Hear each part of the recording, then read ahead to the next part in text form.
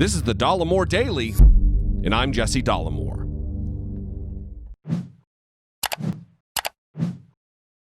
For almost 4 years, we've suffered under the yoke of this presidency with Donald Trump. The lies, the abject stupidity, the moronic conspiracy theories, and it's only getting worse. Because as this election comes closer, as it draws nearer, Donald Trump is belching on to the American people more wild, crazed, unsubstantiated conspiracy theories. And he's not just doing it via Twitter. He's taking to the airwaves every chance he gets to promote insanity. Things that are not based in reality. And we're going to talk about a couple of points today.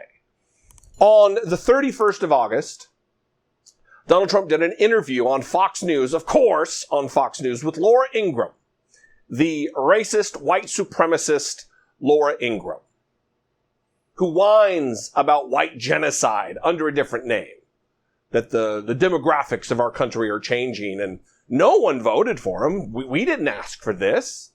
She means the country is becoming less white, more diverse. She's got a problem with that. That's neither here nor there. I've done videos on that.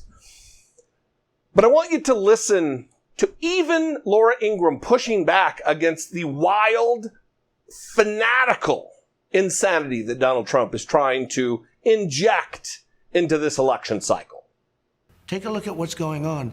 And Biden is, I don't even like to mention Biden because he's not controlling anything. Who do you think is pulling Biden's strings? Is it former Obama people officials? That you've never heard of, people that are in the dark shadows, people that... What does that mean? That sounds like conspiracy theory, dark shadows. No, what is that? People that you haven't heard of. They're people that are on the streets. They're people that are controlling the streets. We had somebody get on a plane from a certain city this weekend. And in the plane, it was almost completely loaded with thugs wearing these dark uniforms, black uniforms with gear and this and that. They're on a plane. Where's this? I'll tell you sometime, but it's under investigation right now. But they came from a certain city, and this person was coming to the Republican National Convention. And there were like 7 people on the plane like this person, and then a lot of people were on the plane to do big damage. They were coming for planning for Washington. Yeah, this is all happening. Yeah.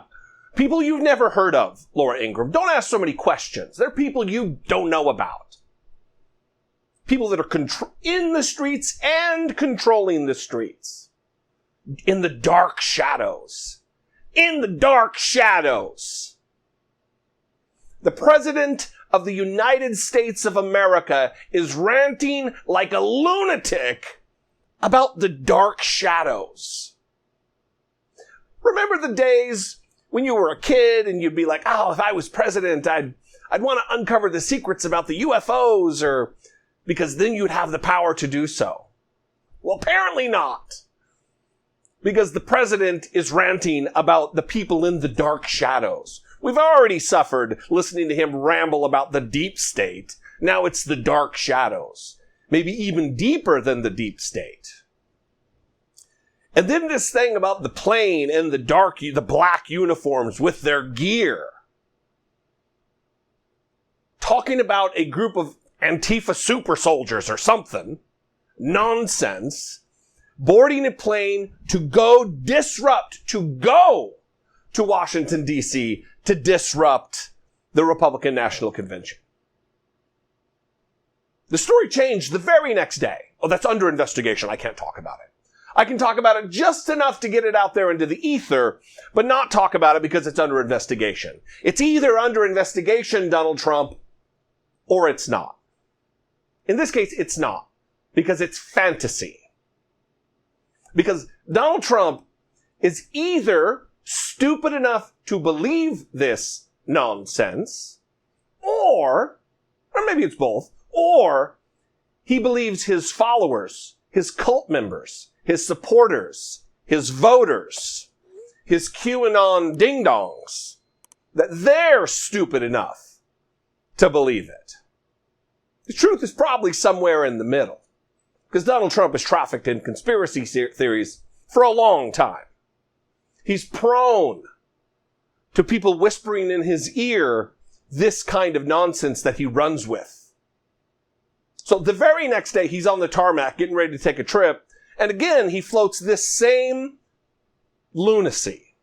Yeah, I could tell you that I could probably refer you to the person and they could do it. I'd like to ask that person if it was okay, but a person was on a plane, said that there were about 6 people like that person, more or less. And what happened is the entire plane filled up with the looters, the anarchists, the rioters, people that obviously were looking for trouble. And the person felt very uncomfortable on the plane. This would be a person you know, so I will see whether or not I can get that person. I'll let them know, and I'll see whether or not I can get that person to speak to you. But this was a first-hand account of a plane going from Washington to wherever, and I'll see if I can get that information for you. Maybe they'll speak to you, maybe they won't. So now, not necessarily Antifa super soldiers, but looters and anarchists. And, by the way, no longer is it going to Washington. It's leaving Washington to go dispatch to somewhere to create chaos. It is absolute insanity. And here's where Donald Trump very likely got this. Because I don't know if he's searching the web or if he has a team of people who are scouring the dark shadows of the internet to find this BS. But there was a post that went viral on Facebook, semi-viral on Facebook. Got almost 4,000 shares on Facebook of a conspiracy theorist named, well, he goes by Sergeant Prepper. Like they're prepping for the apocalypse. They're prepping for whatever. He's from Idaho. His name is Russell Wade is his real name. And he posted this on Facebook. Boise and surrounding areas. Be ready for attacks downtown and residential areas. At least a dozen males got off the plane in Boise from Seattle dressed head to toe in black. Backpacks only. One had a tattoo that said Antifa America on his arm.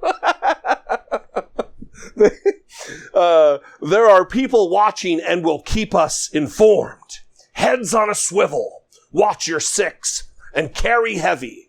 He means guns, and watch your 6 means watch your back. If you want to share this and make fun of it, go ahead and show your childish attitudes.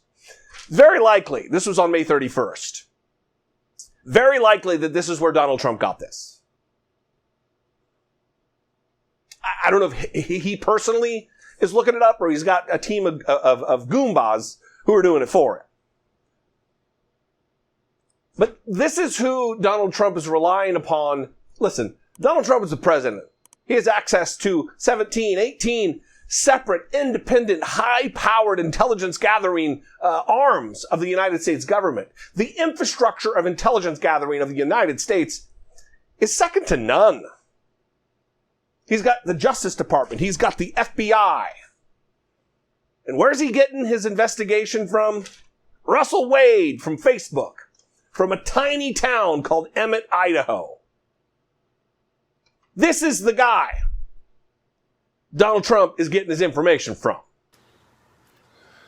But the time to alter or abolish this government is now. Okay? You can call me a conspiracy theorist, whatever, tinfoil hat wearing fool. I got my mohawk on now. You know what it means when mohawk comes out. But we can no longer do this. That's the guy. That's Donald Trump's source. With a filthy ass t-shirt and is spitting his chew juice into a spittoon. That's Donald Trump's guy. That's Donald Trump's voter. That's his base. Come on, man. And the thing is, this is not new for Donald Trump. We should not be surprised by this, but we should continue to be outraged by it. We deserve better as an electorate. We deserve better as Americans than a lying scumbag grifter in Donald Trump. As far as the conspiracy theories are concerned, though, let's listen to Rush Limbaugh. I may have played this clip on the show before. I know I've played it and talked about it on the podcast. My podcast, I Doubt It with Dollemore. This is Rush Limbaugh, close ally of Donald Trump, in the head of Donald Trump, laughing and joking, not taking seriously the conspiracy theories that Donald Trump promotes. To get to Trump and his conspiracy theories, he does it in a really clever way. And this is where people don't get the subtlety of Trump because they don't think he has the ability to be subtle. Trump never says that he believes these conspiracy theories that he touts. He simply passed them on. Like during the campaign of 2016, folks, I ran the gamut of emotions on this.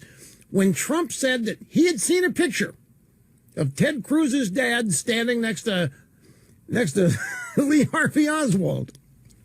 And I said, what the hell is this?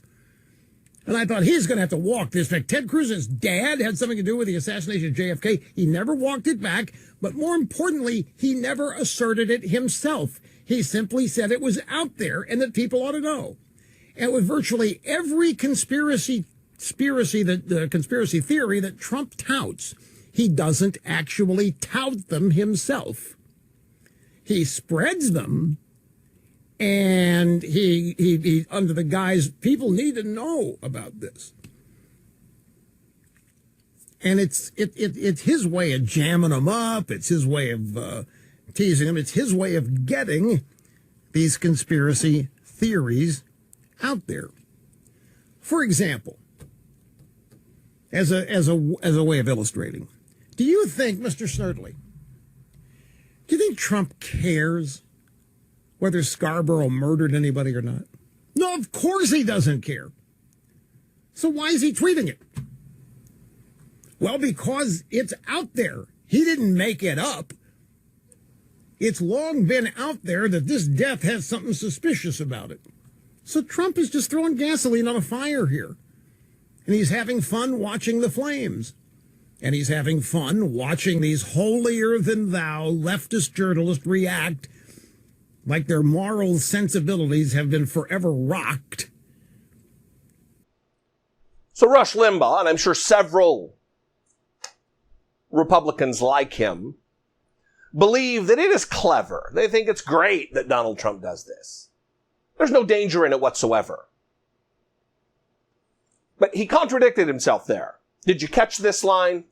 That the conspiracy theory when the conspiracy theories that Donald Trump touts, he doesn't actually tout them. He's not actually touting. That's a contradiction. Those two things can't exist at the same time. This moment.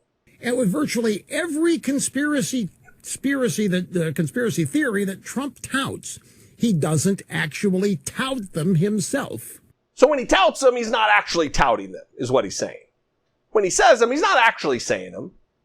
Again, the things you're reading and seeing aren't actually happening.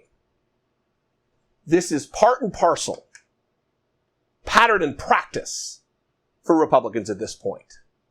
Denying the very reality we're living in and trying to convince the unwashed masses, the politically ignorant, the Dunning-Kruger crowd, trying to convince them of something that is not true. And it's not laughable.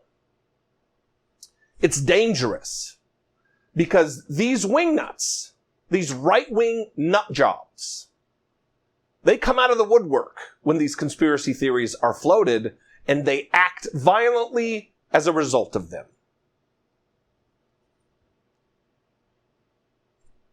They are a danger to the safety and security of this republic. It goes from a wild, nonsense, tee-hee conspiracy theory that Donald Trump is talking about, to an actual person with a weapon going into a pizza place in North Carolina. Or come from North Carolina to D.C. It goes from, it's so clever, to someone sending pipe bombs to journalists. It's not a joke. It's very serious. You have nothing to fear from Antifa. No one's ever died at the hands of Antifa. The same can't be said. The same cannot be said for Donald Trump and his supporters. For Donald Trump and his unhinged, paranoid group of voters. Listen, we're facing a choice. Which team are you going to choose this November? Is it going to be the Trump team? The armed, vigilante, militia, abolish the United States government team?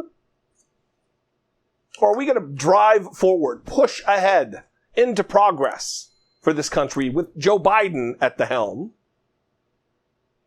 driving as fast as we can from the chaos that we're experiencing and have experienced under Donald Trump?